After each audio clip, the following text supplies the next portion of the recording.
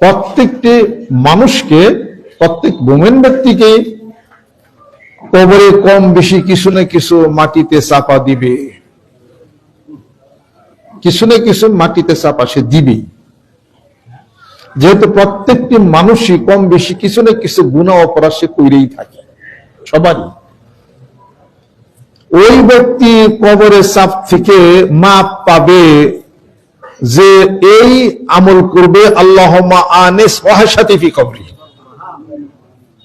আল্লাহুম্মা আনিস ওয়াহশাতি ফি কবরি বলবে। কবরের অন্ধকারের কিছু ফেরেশতা আছে, আমি হাদিসের মধ্যে পাইছি, অন্ধকারের কিছু ফেরেশতা আছে কবরে।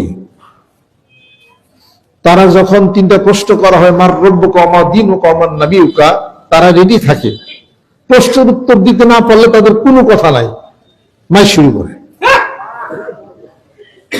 কবরের সরকট বিভীষিকাময় অবস্থা, আল্লাহুম্মা ইন্নী আউযু বিকা মিন আযাবিল কবর, এটা যে পড়বে এই বিপদ থেকে আল্লাহ তাআলা রক্ষা করবে।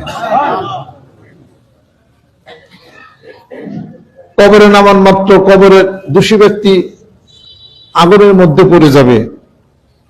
আল্লাহুম্মা আজিরনা মিনান নার, আল্লাহুম্মা আজিরনা মিনান নার, এটা যে পড়বে কবরের আগুন থেকে আল্লাহ পাক তাকে হেফাজত করবে।